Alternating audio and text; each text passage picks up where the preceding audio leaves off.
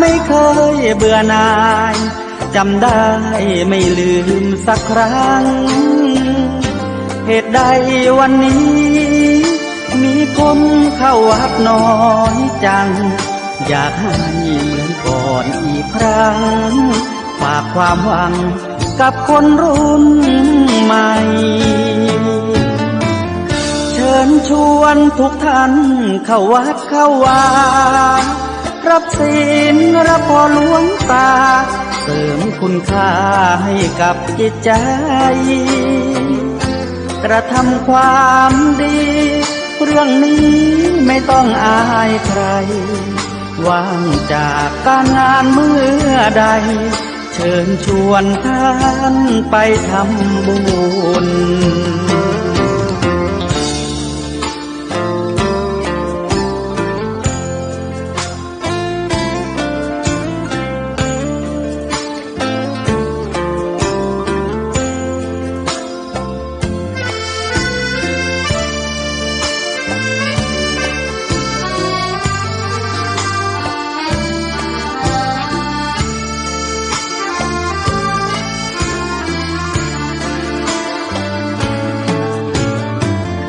เชิญชวนทุกท่านเข้าวัดเข้าวารับศีลรับพรหลวงตาเสริมคุณค่าให้กับจิตใจกระทำความดีเรื่องนี้ไม่ต้องอายใครว่างจากการงานเมื่อใดเชิญชวนท่านไปทำบุญกระทำความดีเรื่องนี้ไม่ต้องอายใครฝากเพลงเชิญชวนหญิงชายอย่าอายเรื่องการทำบุญ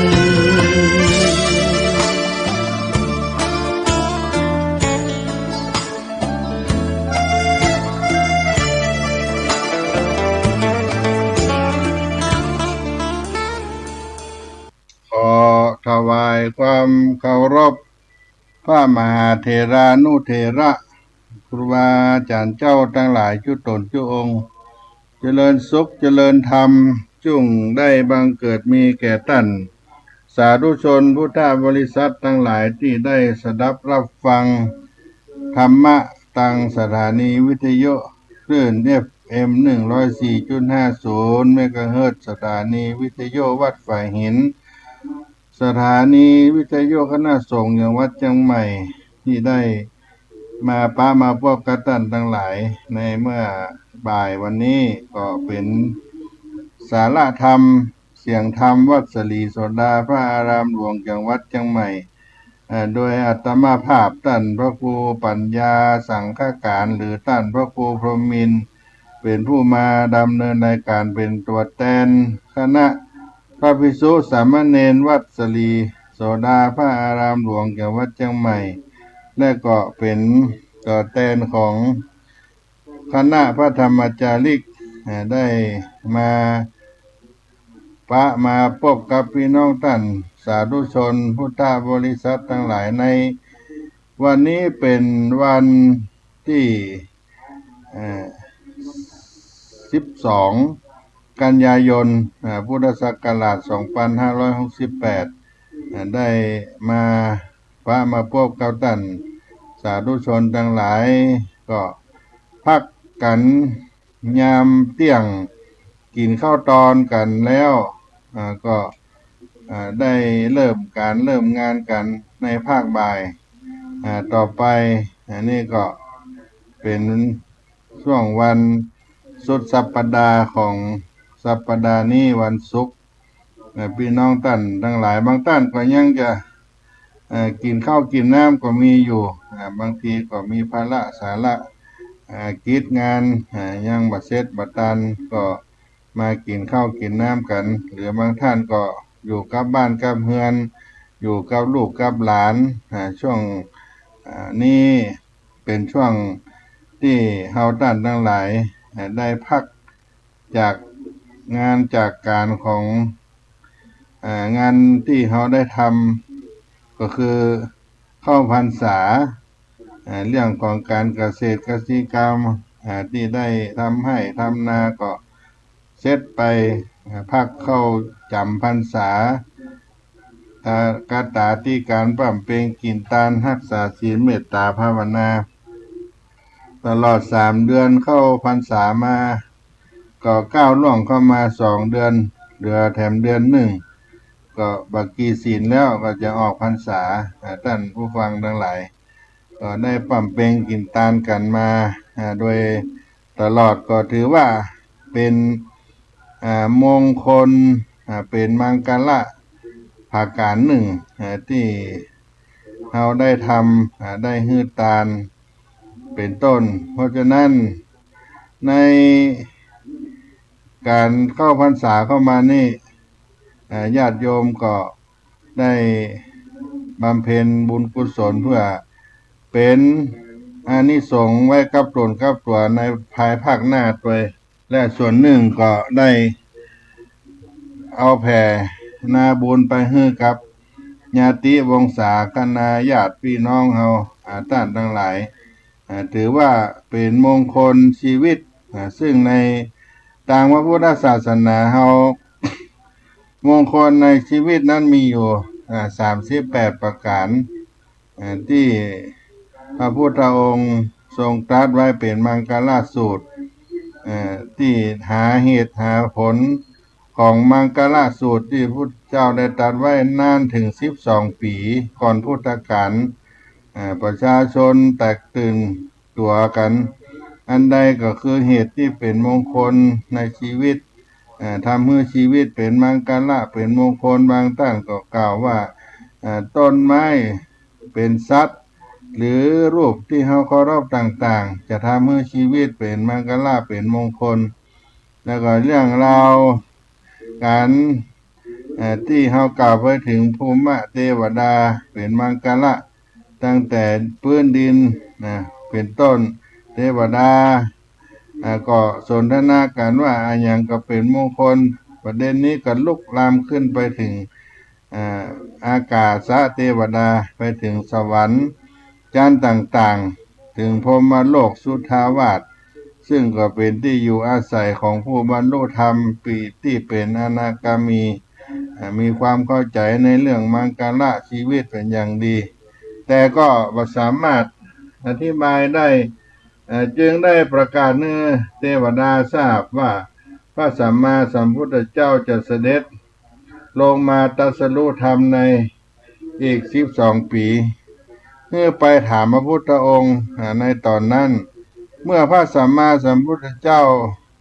ตรัสรู้อนุตตรสัมมาสัมโพธิญาณแล้วคืนหนึ่งคณะที่ได้ประทับอยู่ที่พระเชตวันมหาวิหารในเมืองสาวัตถีท้าวสักกะเทวราชก็ได้นำหมู่เทพยดาเข้าเฝ้าและก็บัญชาให้เทพบุตรตนหนึ่งทูลถามพระองค์ว่าอันใดคือมังกรของชีวิตอันใดเป็นมงคลของชีวิตพระสัมมาสัมพุทธเจ้าก็แสดงลักษณ์มงคลละสูตรมังกรสูตรไว้มี10 หมวดก็นับเป็นรายการได้38ประการ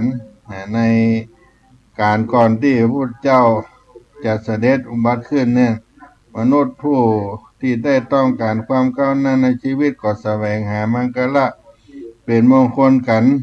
ดังนั้นก็ได้ถึง12 ปีที่ได้กล่าวมาเพราะฉะนั้นมังกร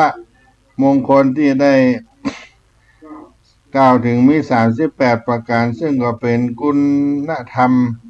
ที่หากยึดปฏิบัติแล้วก็จะส่งให้ชีวิตได้เพิ่มไปได้พบเจอแต่ความสุขความเจริญซึ่ง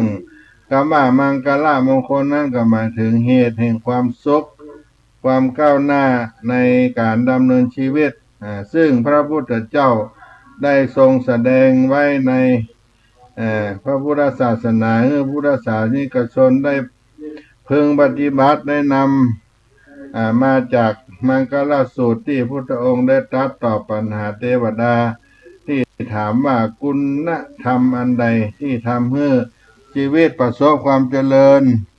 โดยพุทธเจ้าก็ตรัสตอบคุณธรรมนั้นก็คือมังกละมงคลชีวิตซึ่งมีอยู่38ประการญาติโยมทั้งหลายมงคลใน38นั้นข้อที่การบังคับคนพาลตั้นว่าลักษณะของคนพาลนั้นมี3ประการคิดชั่วคือการมีจิตคิดอยากได้ในทางทุจริตในความพยาบาทมิจฉาทิฐิคือหันผิดเป็นชอบพูดชั่วคือกรรมอู้ที่ประกอบไปด้วยวจีทุจริตเป็นกรรมอู้เท็จกรรมอู้ส่อเสียดกรรมอู้ที่เป็นกรรมหยาบกรรมอู้ที่เพ้อเจ้ออันที่ทำชั่วคือทำอันใดที่ประกอบด้วยกายทุจริตการฆ่าสัตว์ลักขโมยฉ้อโกงชุฆ่าอนาจารประพฤติผิดในกรรมตามประการนี้เป็นลักษณะของคนพาลและรูปแบบของคนพาลมีข้อควรสังเกตได้ก็คือชอบแนะนำไปในทางที่ผิดหรือที่บอกควรแนะนำเช่นแนะนำไปสู่อบายการพนันไปลักขโมยไปกินยาเสพติดไปชุดฆ่าอนาจารเหล่านี้เป็นต้นเหล่านี้ถือว่าเป็นพาลชอบทำในสิ่งที่บัจจัยธุระเช่น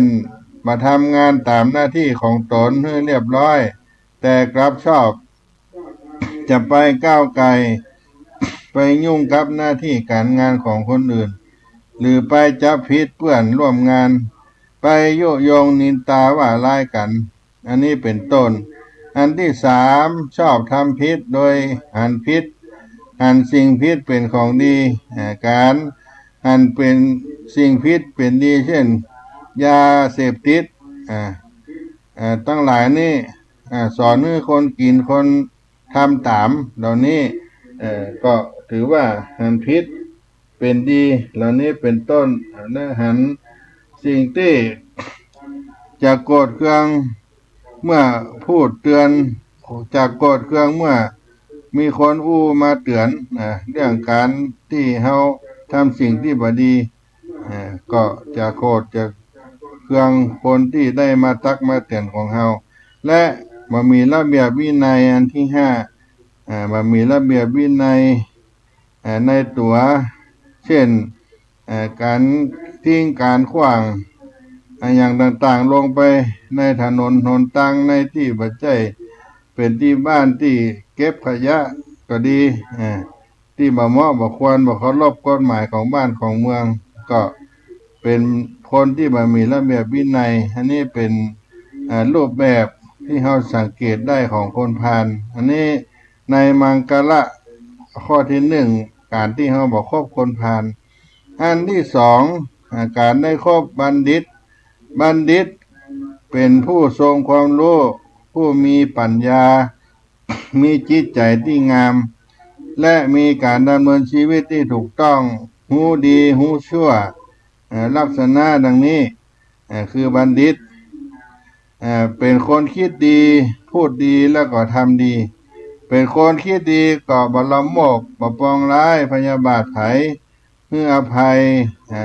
แล้วก็รู้เรื่องของบาปบุญคุณโทษความกตัญญูอยู่ในจิตในใจเป็นต้นเป็นคนพูดดีอู้ดีก็คือเป็นผู้มีวจีสุจริตพูดจริงทำจริงบ่หลอกลวงโกหกบ่อู้กรรมหยาบถากถางนินตาว่าร้ายไผ่เป็นคนทำดีก็มีอาชีพสุจริตสัมมาอาชีพมีเมตตาบำเพ็ญทานเป็นปกตินิสัยอยู่ในศีลธรรม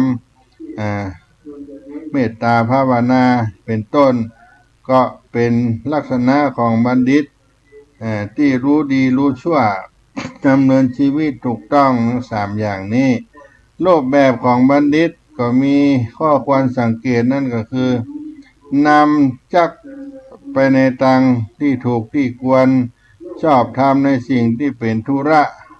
และชอบทำแนะนำสิ่งที่ถูกที่ควรแล้วรับฟังดีบ่โคตรรู้ระเบียบกติกาตามมารยาททั้ง5อย่างนี้เป็นรูปแบบของบัณฑิตที่ เราควรสังเกตได้ และอันที่สามนั้นการบูชาที่คนที่ควรบูชา การบูชาก็คือการแสดงความเคารพบุคคลที่เรานับถือได้ยกย่องเลื่อมใสในบุคคลนั้นซึ่งการบูชาก็จะแบ่งออกเป็นสองอย่างหนึ่งอามิสปุจจาสองปฏิบูชาการปฏิบัติบูชาอามิสปุจจาก็คือเอาสิ่งของมีข้าวตอกดอกไม้เป็นต้นข้าวของเงินคำฮื้อป่อฮื้อแม่ตาลภัตตาหารแก่พระสังฆเจ้าเหล่านี้เป็นต้นนี่เรียกว่าอามิสปุจจาสองปฏิบัติปุจจาการเจริญสมาธิภาวนาถ้าเมื่อใจสงบบ่ฟุ้งบ่ซ่านเป็นสิ่งที่ได้ปฏิบัติถวายเป็นพุทธบูชาแล้วก็ทำให้เราเกิดปัญญานี้ขึ้นเรียกว่าปฏิบัติบูชาแล้วบุคคลที่ควรบูชานั้นมีกี่อย่างหนึ่งพระพุทธเจ้าสองพระปัจเจกพระพุทธเจ้าสามพระมหากษัตริย์สี่พ่อแม่ห้าครูอาจารย์หกอุปัชฌาย์พุทธองค์ก็เป็นผู้ได้ตรัสรู้ธรรมผู้ประกาศธรรม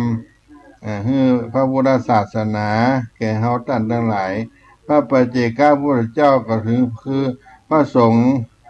พระปัจเจกพุทธเจ้าคือพระสงฆ์ที่ได้บรรลุธรรมในพระพุทธศาสนาพระมหากษัตริย์ผู้ตั้งอยู่ในทศพิธราชธรรมเหล่านี้ก็เป็นบุคคลที่ควรบูชาครูบาอาจารย์พ่อแม่เหล่านี้มีคุณต่อเฮาทั้งหลายเป็นผู้ที่ควรบูชาอันที่สี่อยู่ในที่อันสมควรถิ่นอันสมควรก็ประกอบสิ่งแวดล้อมสี่อย่างอาวาสอารามที่เฮาอยู่ก็สะอาดสะอ้านอยู่แล้วสบายใจอาวาสเป็นที่สบายไปมาก็สะดวกอากาศดีเป็นที่ปลอดแห่งอบายมุขทั้งหลายอาหารเป็นที่สบายหมายถึงอาหารการกินอุดมสมบูรณ์มีแหล่งอาหารที่สามารถจะซื้อจัดหาได้ง่ายอันที่สามบุคคลเป็นที่สบายก็หมายถึงที่มีคนดีจิตใจอบอ้อมอารีถ้อยทีถ้อยอาศัยมีศีลมีธรรมบ่มีโจรนักเลงหรือใกล้แหล่งอิทธิพลเป็นต้นอันที่สี่ธรรมะเป็นที่สบายก็หมายถึงมีที่เปิ่งในด้านธรรมะมีที่ฟังธรรมมีวัดมีโรงเรียนแหล่งศึกษาความรู้เป็นต้นอันนี้เรียกว่าอยู่ในที่อันสมควรในที่นั้นสมควรมีอาวาสเป็นที่สบายเป็นต้นอยู่แล้วสบายสะอาดเดินทางไปมาสะดวกอากาศดีเป็นแหล่งชุมชนมีแหล่งอบายมุขเป็นต้น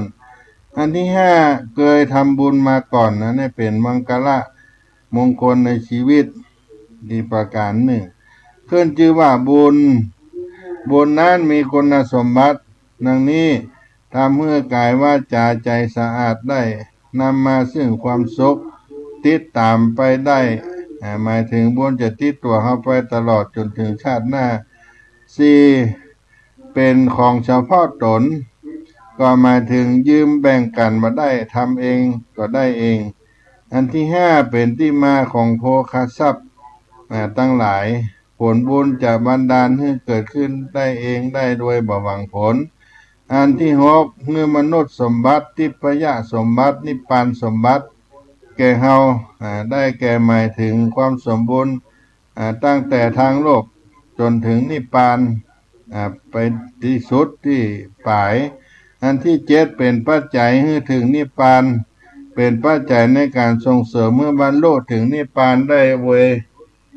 ได้โดยเร็วพลันเมื่อปฏิบัติก็เป็นปัจจัยให้ไปถึงนิพพานโดยเร็วพลันอันที่แปดเป็นการป้องกันภายในวัฏสงสารในวง วงจรการเกิดแก่เจ็บตายที่เรียกว่าเวียนว่ายตายเกิดบุญก็จะคุ้มครองผู้นั้นเกิดในที่ดีอยู่อย่างมีความสุขหรือว่าตายอย่างบัดทรมานก็ขึ้นอยู่กับบุญที่เราสร้างสะสมมาการทำบุญนั้นมันก็มีหลายวิธีในการทำบุญเช่นการทำทานการรักษาศีลการเจริญภาวนาเป็นต้นหลักสามประการนี้เป็นหลักต้นของการทำบุญแก่เฮาท่านทั้งหลายอันนี้เป็นมงคลข้อที่ห้าอันที่หกตั้งตนชอบตั้งตนชอบก็หมายถึงการดำเนินชีวิตอย่างมีเป้าหมายด้วยความถูกต้องและสุจริตอยู่ในสัมมาอาชีพมีแผนที่จะให้ไปถึงจุดหมายโดยความไม่ประมาทมีการเตรียมพร้อมและมีความอดทนบ่ทิ้งละกลางคันไปมงคลข้อที่เจ็ดความเป็นพหูสูตรเป็นผู้ที่ฟังมากห้ามเฮียนมากเป็นผู้รอบรู้โดยลักษณะดังนี้ก็คือรู้ลึกรู้รอบรู้กว้างรู้ลึกก็คือรู้ลึกคือการรู้ในสิ่งนั้นๆเรื่องนั้นๆอย่างหมดจดทุกแง่ทุกมุมอย่างมีเหตุมีผลรู้ถึงสาเหตุจนเรียกว่าความชำนาญสองรู้รอบคือการรู้จักสังเกตในสิ่งต่างๆรอบตัวเหตุการณ์แวดล้อมเป็นต้นรู้กว้างคือการรู้ในสิ่งใกล้เคียงกับเรื่องนั้นๆเป็นที่เกี่ยวข้องกันสัมพันธ์กันเป็นต้นสี่รู้ไกลคือการศึกษาถึงความเป็นไปได้ผลในอนาคตเหล่านี้เป็นต้นนี่เป็นพหูสูตรความเป็นพหูสูตรถ้าอยากจะเป็นพหูสูตรก็ควรจะต้องมีคุณสมบัติหนึ่งตั้งใจฟังสองตั้งใจจำสามตั้งใจท่องสี่ตั้งใจพิจารณาห้าความเข้าใจในปัญหาอันนี้ถ้าอยากจะเป็นพหูสูตรก็ควรจะต้องมีคุณสมบัติดังนี้ตั้งใจฟังชอบอ่านหาความรู้ค้นคว้าเป็นต้นชอบในการฟังตั้งใจจำรู้จักวิธีจำโดยการตั้งใจอ่านหรือฟังสิ่งนั้นๆและจับใจความให้ได้สามตั้งใจท่องให้รู้โดยอัตโนมัติบ่ลืมในสิ่งที่เป็นสาระสำคัญสี่ตั้งใจพิจารณาการรู้จักพิจารณาตรึกตรองในสิ่งนั้นๆอย่างทะลุโปร่งห้าความเข้าใจในปัญหาการรู้อย่างแจ่มแจ้งในปัญหาอย่างท่องแท้ด้วยปัญญาอันนี้เป็นมงคลข้อที่เจ็ดข้อที่แปดมังกละแห่งชีวิตการรอบรู้ในศิลปะศิลปะก็คือสิ่งที่แสดงถึงความงดงามความมีสุนทรียะโดยลักษณะของมันก็มีความปราณีตทำให้ของดูมีค่ามากขึ้นทำให้เกิดความคิดสร้างสรรค์ทำให้เกิดความกำเริบมาทำให้เกิดความพยาบาทมาทำให้เกิดความเบียดเบียนอันนี้การรอบรู้ในศิลปะถ้าอยากจะเป็นคนมีศิลปะก็ต้องฝึกเพื่อมีศรัทธาในความงามในสิ่งต่างๆมันสังเกตพิจารณา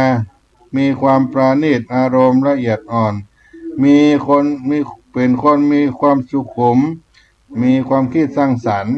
ถ้าเราอยากจะเป็นคนมีศิลปะก็มีสี่ประการอันนี้เป็นมังกละ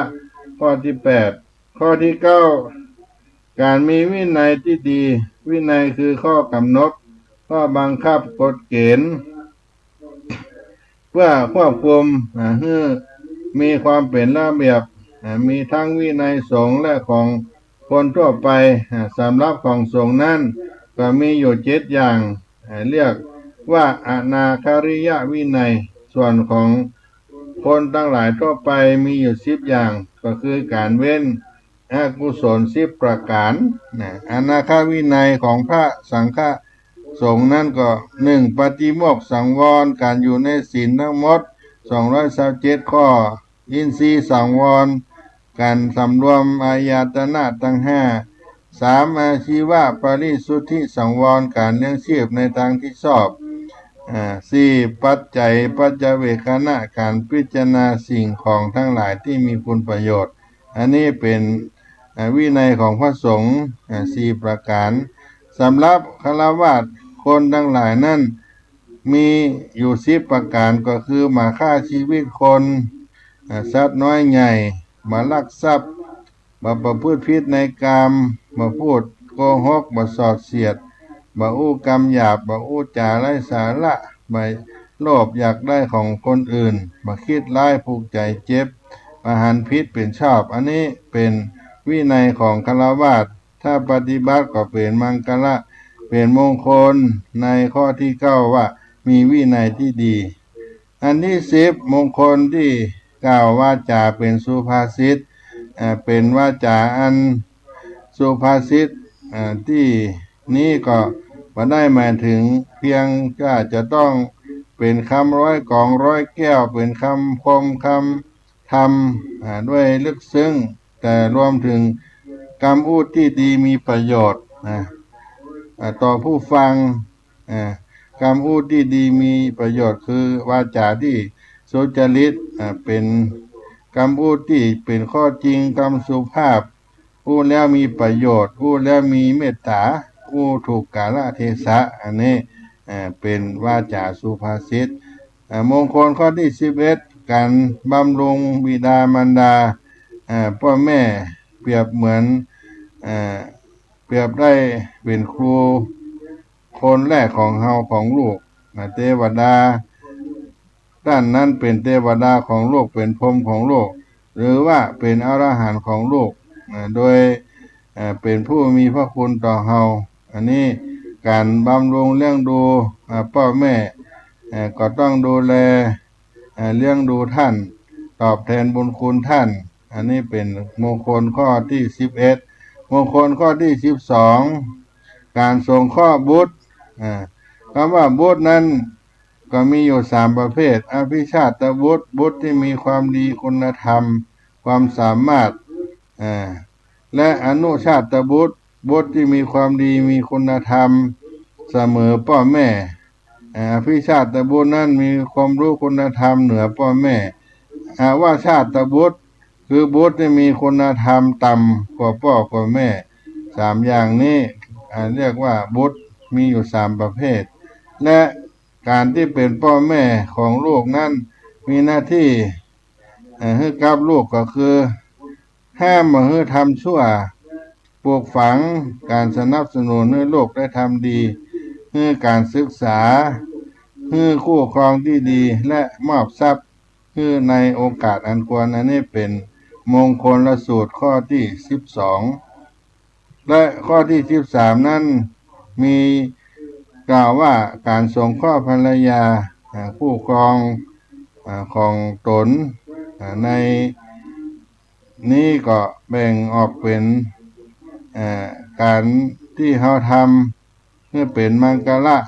กับเฮามีศรัทธาเสมอกันมีศีลเสมอกันมีการเสียสละเสมอเหมือนกันและมีปัญญาเสมอกันเป็นหน้าที่ของสามีที่จะต้องดูแลภรรยายกย่องนับถือบ่ดูหมิ่นบ่ประพฤตินอกใจมีความมอบความเป็นใหญ่ให้ในบ้านและ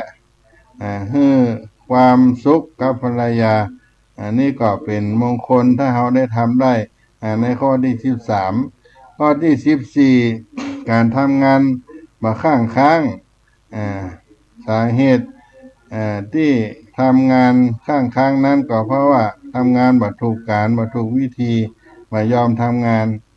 ถ้าอยากให้สำเร็จก็มีความพอใจในการทำงานมีความตั้งใจในการทำงานมีความเอาใจใส่ในงานที่เราทำมีการคิดพิจารณาในงานที่เราทำก็เป็นมังคละมงคลและอันที่15ก็คือการให้ทานการที่ บ่หวังผลตอบแทนโดยหมายคือผู้ได้รับได้พ้นจากทุกข์ได้แบ่งออก3ประการนั่นก็คืออมิสสะทานธรรมทานอภัยทานอมิสสะก็คือสิ่งของต่างๆนานาวัตถุของต่างๆเนี่ยเอาให้เป็นทานคือธรรมะความรู้เป็นธรรมทานและให้อภัยในสิ่งที่คนอื่นทำบ่ดีกับเฮาบ่จองเวรบ่พยาบาทกันให้ทานนั้นมี3อย่างนี้ที่เฮาได้ให้แล้วก็สบายใจการให้ทานก็ถือว่าเป็นความดีได้บุญประกอบด้วยปัจจัยคือมีของที่ได้มาด้วยความสุจริตจิตยินดีที่ให้ถวายทานและคนที่รับนั้นก็เป็นผู้มีศีลมีธรรมมีความบริสุทธิ์ผุดผ่องแล้วการทานที่ว่าเป็นมงคลก็คือให้ยาเสพติดให้อาวุธให้การบันเทิงทุกรูปแบบและให้สัตว์เพศตรงข้ามเพื่อผสมพันธุ์และให้สิ่งลามกตอนนี้ก็ถือว่าเป็นการทานที่เป็นมังคละและข้อที่16ต่อไปก็คือการประพฤติธรรมคือการปฏิบัติให้เป็นไปได้แบ่งออกเป็น2อย่างคือกายสุจริตวจีสุจริตมโนสุจริตอันนี้ถ้าประพฤติปฏิบัติบ่ฆ่าสัตว์บ่ลักทรัพย์ประพฤติผิดในกามบ่อู้เท็จบ่อู้กรรมหยาบบ่อู้กรรมส่อเสียดบ่อู้กรรมเพ้อเจ้อ บ่คิดโลภมากบ่คิดพยาบาทเห็น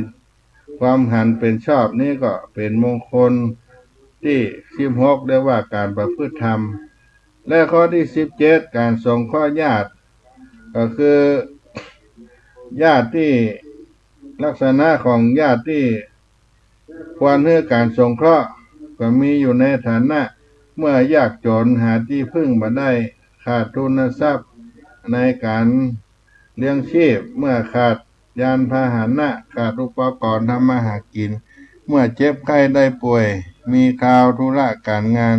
เมื่อข่าวถูกใส่ความหรือมีคดีอันนี้เราได้สงเคราะห์ในข้อที่ว่าสงเคราะห์ญาติและการสงเคราะห์ญาติทำได้ทั้งทางธรรมะในทางโลกทางธรรมะก็แนะนำให้ได้ทำบุญกุศลให้ได้เกิดศีลสมาธิปัญญาและทางโลกก็คือการให้ทานเสียสละการมีวาจาที่มีสุภาพอ่อนโยนมีความประพฤติตนให้เป็นประโยชน์กับเขาและการวางตัวให้เหมาะสมเสมอต้นเสมอปลายเรียกว่ามงคลข้อที่17การสงเคราะห์ญาติข้อที่18ทำงานที่บ่มีโทษงานที่บ่มีโทษก็คือบ่ผิดกฎหมายบ่ผิดประเพณีบ่ผิดศีลบ่ผิดธรรมอันนี้เป็นมงคลแก่ชีวิตในข้อที่18งานที่บ่มีโทษและข้อที่19เว้นจากบาปคือสิ่งที่บ่ดีความชั่วต่างๆนานาถ้าเฮาเว้นฆ่าสัตว์ลักทรัพย์ประพฤติผิดในกามอู้เท็จผู้ส่อเสียดกรรมหยาบกรรมเพ้อเจ้อโลภมากอยากได้ของเปิ้นคิดพยาบาทปองร้ายอันผิดเป็นชอบอันนี้ถ้าเฮาบ่ทำก็เป็นมงคลเรียกว่าเว้นจากบาปข้อที่20สำรวมจากการดื่มน้ำเมาน้ำเมานั่นก็เป็นน้ำสุราหรือสิ่งที่มึนเมาเป็นต้นก็ให้เว้นสำรวมเว้นละจากสิ่งเหล่านี้เพื่อบ่ให้เกิดเสียทรัพย์บ่ให้เกิดการทะเลาะการเกิดโรคเสียชื่อเสียงการลืมตัวที่ขาดสติทอนกำลังปัญญาให้เกิดเฮาถ้าเฮาสำรวมสิ่งมึนเมาทั้งหลายนี้ได้ก็เป็นมงคลแก่ชีวิตในข้อที่20ข้อที่21ก็บ่ประมาทในธรรมทั้งหลายบ่ประมาทในธรรมทั้งหลายธรรมะคือหลักปฏิบัติที่ทำแล้วเป็นผลในทางที่ดีที่พุทธเจ้าได้โปรดแนะนำไว้ คนที่ประมาทในธรรมนั่นก็คือมาทำเหตุดีแต่จะเอาดีทำตัวเร็วแต่จะเอาดีทำตัวย่อหย่อนแต่จะเอาผลมากอันนี้คือคนที่ประมาทในธรรมบดีครับในชีวิตของเราทั้งหลายแล้วสิ่งที่บอกควรประมาทนั้นคือเวลาและวัยและความบ่มีโลกในชีวิตในการงานในการศึกษาการปฏิบัติธรรมถ้าเราประมาททั้งสองฝ่ายนี่ก็ถือว่าเป็นผู้ไม่ประมาทในธรรมทั้งหลายก็จะเป็นมงคลแก่ชีวิตในข้อที่21ข้อที่22นั่นคือความเคารพในพระพุทธเจ้าพระธรรมพระสงฆ์การศึกษาความไม่ประมาทคือการดำเนินหลักธรรมคำสอนในทางพระพุทธศาสนาด้วยความเคารพสนทนาปราศัยด้วยความดีชื่นชมต่อผู้เป็นอาคันตุกะแก่เฮาเรียกว่ามีความเคารพและการถ่อมตนการมีความถ่อมตนอ่อนน้อมแสดงออกในสิ่งที่เคารพต่อผู้อื่นบ่โอ้อวดเย่อหยิ่งบ่จองหองมีความสงบเสงี่ยมเกิดขึ้นนี่เรียกว่ามีความถ่อมตนเป็นมงคลข้อที่23ข้อที่24มีความสันโดษอยู่ในความสันโดษนั้นบ่ได้หมายถึงอยู่ลำพังคนเดียวแต่อย่างเดียวแต่ก็บ่ได้หมายถึงการพอใจในสิ่งที่ตนไม่อยู่ในของตัวซึ่งต้านก็นิยามเป็นลักษณะของความสันโดษก็คือยะถาลาภาสันโดษคือความยินดีตามมีตามเกิดและยะถาภละสันโดษความยินดีตามกำลังมีกำลังแค่ไหนก็เท่านั้นยะถาสารูปสันโดษความยินดีตามควรก็เป็นสันโดษที่เราได้เห็นลักษณะอยู่3ประการก็มีความสันโดษนี้ก็เป็นมงคลในชีวิตและข้อที่25ความกตัญญูเป็นผู้รู้ตอบแทนคุณบุญคุณก็ถือว่าเป็นเครื่องหมายของคนดีกตัญญูต่อบุคคลต่อสัตว์ต่อสิ่งของเหล่านี้เป็นต้นก็เป็นมงคลแก่ชีวิตและข้อที่26มงคลในชีวิตในการฟังธรรมตามการได้ศึกษาธรรมะได้ฟังธรรมสดับรับธรรมะเหมือนท่านทั้งหลายที่ได้ฟังธรรมตลอดในสถานีวิทยุเหล่านี้ก็ดีในโซเชียลใน YouTube ใน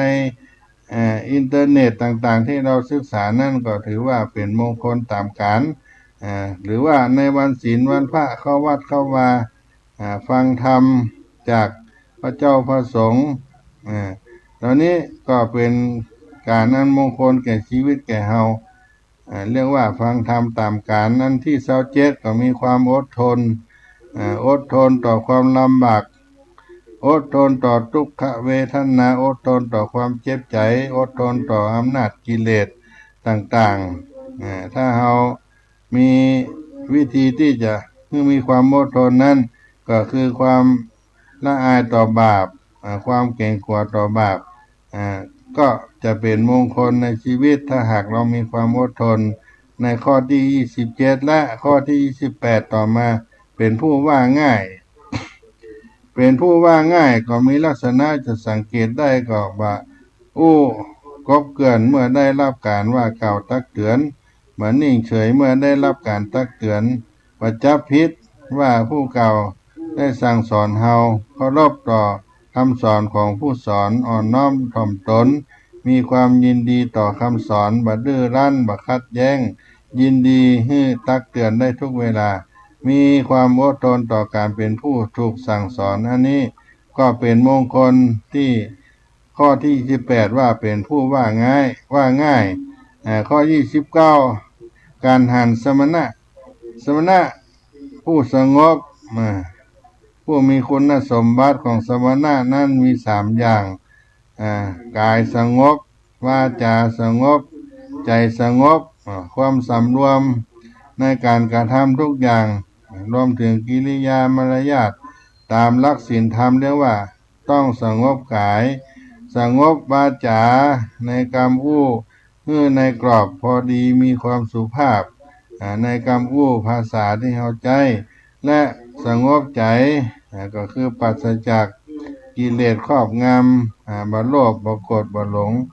บ่มีความพยาบาทก็ตั้งมั่นในการได้เห็นสมณะทั้งสามอย่างนี้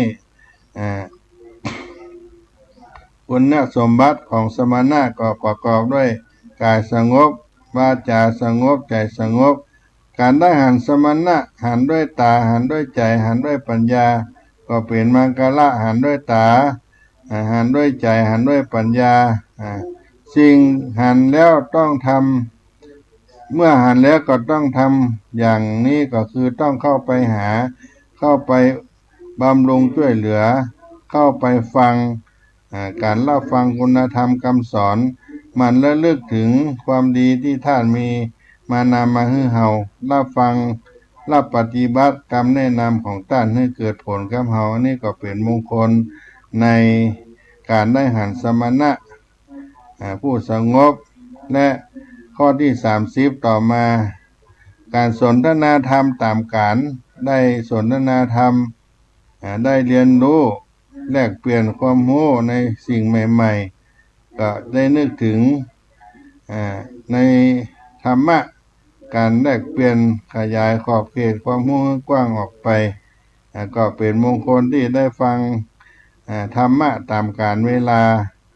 แล้วข้อที่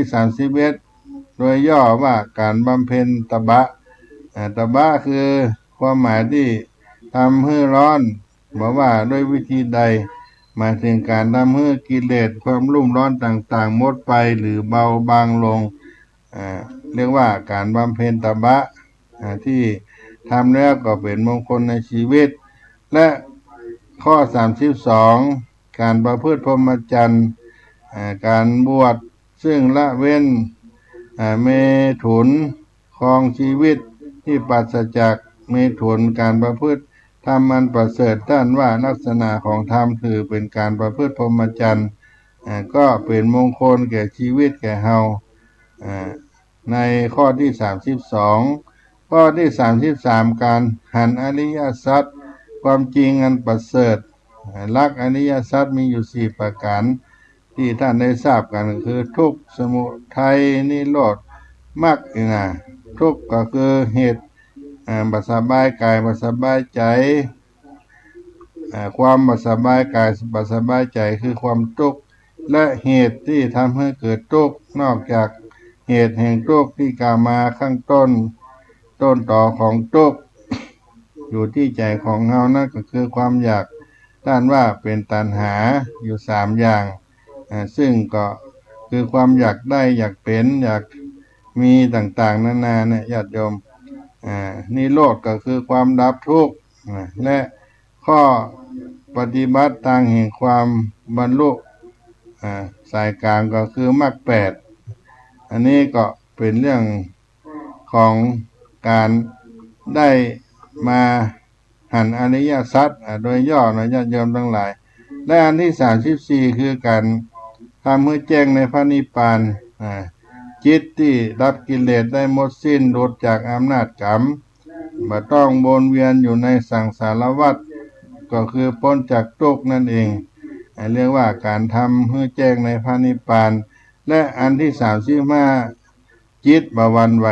ในโลกธรรมหมายถึงเรื่องราวที่เกิดอยู่ในประจำบนโลกซึ่งเราบอกควรมีจิตหวั่นไหวต่อสิ่งต่างๆเหล่านี้ก็จะให้เป็นมงคลแก่ชีวิตข้อที่36บ่ให้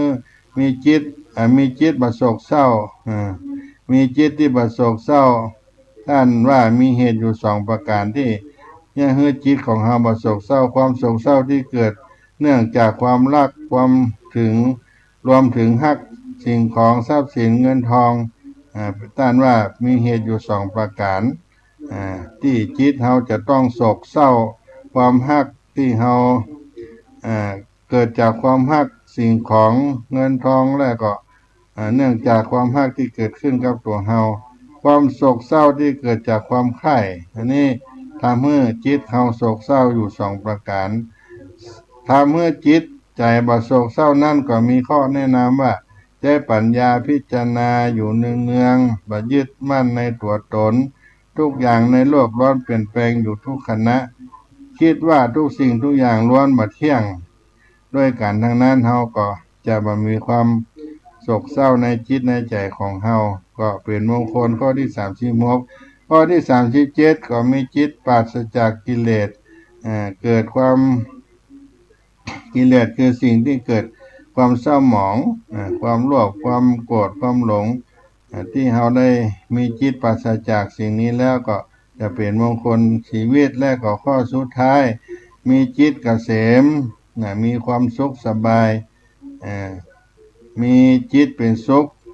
มีจิตเกษมมีจิตที่เป็นสุขในที่นี้ก็คือการละเว้นแล้วซึ่งกิเลสที่ท่านได้กล่าวไว้เป็นมังกละเป็นมงคลในชีวิตของเฮาก็โดยย่อเอามาอู้มาจากกันที่ว่าทำอันใดก็เป็นมงคลในชีวิตของเฮาที่เราได้เกิดมาแล้วจะมีโอกาสทำที่เป็นมังกละในพระพุทธศาสนาที่ได้กล่าวไว้ว่าในการก่อนที่พระพุทธเจ้าเสด็จมาอุบัติขึ้นคนเฮาทั้งหลายต้องการความเจริญในชีวิตก้าวหน้าในชีวิตก็แสวงหาความเป็นมงคลในชีวิตของเฮาท่านทั้งหลายบางท่านก็หันนกบินบนหนอากาศในยามเจ้าหันว่าเป็นของสิ่งงดงามเป็นมงคลได้ยินเสียงยามเจ้าก็ว่าเป็นเสียงที่ไพเราะก็เป็นมงคลได้รับการเยินยอสรรเสริญก็ว่าเป็นมงคลได้กินดอกไม้อันเป็นของหอมทั้งหลายได้กินอาหารได้เป็นอร่อยสัมผัสของที่นุ่มที่นวลอันนี้หากว่าเป็นมงคลในชีวิตก็ได้ได้จากกันทบเถียงกันเป็นเวลานานถึง12 ปีจนไปถึงชั้นพรหมจากชั้นต่ำไปถึงชั้นสูงจนกว่าที่พุทธองค์ได้เสด็จอุบัติเกิดขึ้นมาได้มีเทวดามาทูลถามว่ามีมงคลในชีวิตของเฮาที่ถูกต้องและเป็นสิ่งที่ควรทำอยู่38ประการก็เอามาเล่ามาอู้กันยามบ่ายกับพี่น้องท่านผู้ฟังในวันนี้เนาะก็พักกันสักกรรมก่อนเนาะญาติโยมทั้งหลายจะได้ฟังคีตธรรมสักกรรมจะได้พักฉันน้ำสักกรรมก่อนเนาะ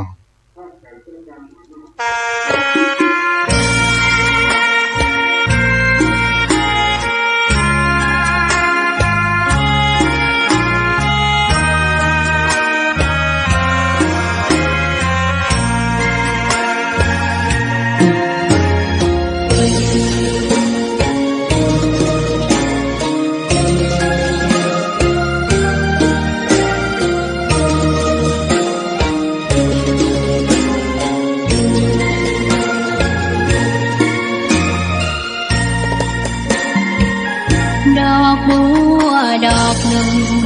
ตึงใจไว้เพื่อบูชาแด่องค์พระศาสดาสัมมาสัมพุทธเจ้ามีความงามเงียบไม่เปรียบเทียบเขา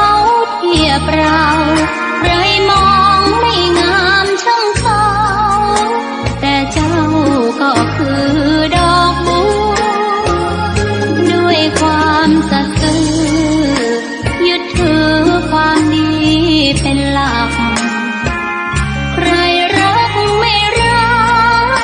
ก็ไม่จมปลักมองเมื่อโผล่พ้นน้ำก็เห็นความงามในตัวไม่ยึดติดในตมชั่วขอเป็นดอกบัวดอกเดียว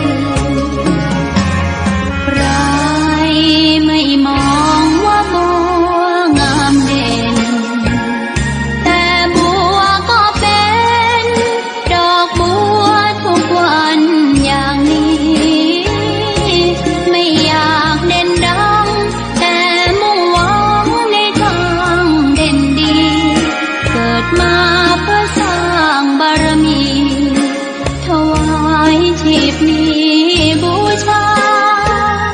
ดอกบัวดอกน้อยเฝ้าคอยคนที่ใจบุญมาโอบเอื้อเกื้อกูลรู้ค่าของบุญเก็บบัวขึ้นมาเพื่อสร้างความดีและเสริมบารมีดังว่าใช้ดอกบัวนี้บูชาพระสัมมาสัมพุทธองค์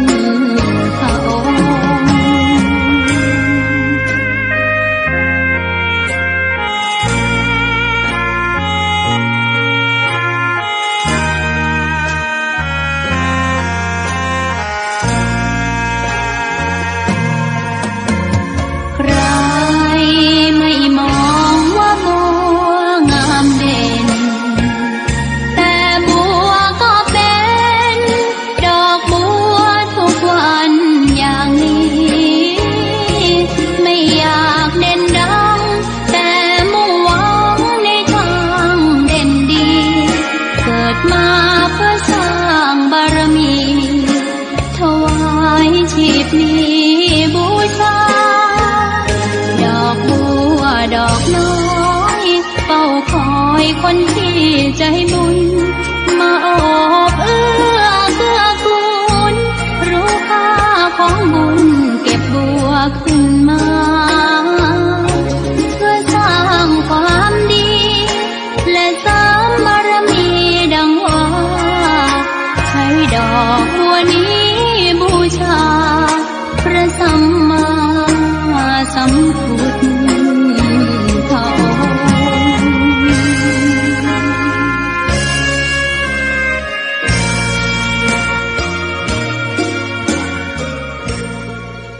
ต่อมาโอ้จากันเรื่องมังกละมงคลในชีวิตยามบ่ายนี้ครับท่านผู้ฟังทั้งหลายก็มาถึงช่วงท้ายเวลาเสียงธรรมวัดสลีโสดาพระอารามหลวงก็จะต้อง ได้ล่ำลาพี่น้องท่านคนฟังทั้งหลายไปเหียก่อนแล้วก็อนุโมทนากับคุณโยมจันจรัตน์ได้รับฟังธรรมทางวิทยุอนุโมทนาสาธุเนอคุณโยมจันจรัตน์วันพระที่แล้วก็มาทำบุญประเพณีเดือน12 เป็งที่วัดสลีโสดาอนุโมทนาก็บ่ได้อู้ได้จากกันดีก็ดีใจที่มาตามที่วัดศรีโสดาถ้ามีโอกาสมาวันพระวันศีลในช่วงเข้าพรรษานี่ก็เจนเนอคุณโยมจันจรัตน์ได้มาร่วมตามด้วยกันคุณหมอส่วนดีสุภาพรไหวสาท่านพระครูล้านหมอส่วนดีสุภาพรเนอนุโมทนาคุณแม่สุกันทาผาเงินกับลูกหลานเพิ่นมีตลาดขายอาหารเข้าพื้นเมืองของกินเมืองมีสปะตึงเข้าตึงอาหารที่หน้ามหาวิทยาลัยแม่โจ้เนอะแม่สุกันทาผาเงินบ้านหนองเต่าคำเพิ่นมาขายอาหารเมืองพื้นเมืองที่หน้ามหาวิทยาลัยแม่โจ้ใครที่สนใจกับข้าวอาหารก็ไปที่ต่อใกล้ๆครับคลินิกคุณหมอประมวลถามบ้านร้านคุณแม่สุกันทาผาเงินก็ไปได้เนื้อขอเมื่อทุกท่านเป็นแม่ค้าแม่ขายมีกิจกรรมการงานหน้าที่ลูกหลานแม่สุกันทาผาเงินได้ร่ำได้รวยอายุมั่นขวัญยืนเหมือนกันทุกท่านทุกคนเนอะวันนี้ก็ขอล่ำลาไปเพียงเท่าอี้ก่อนค่อยปาค่อยพบกันในครั้งต่อไปในเสียงธรรมวัดสลีโสดาพระอารามหลวงต้านพระครูปัญญาสังฆการได้มาดำเนินรายการพาพบกับพี่น้องคนฟังทั้งหลายและขอให้ทุกท่านอยู่เย็นเป็นสุข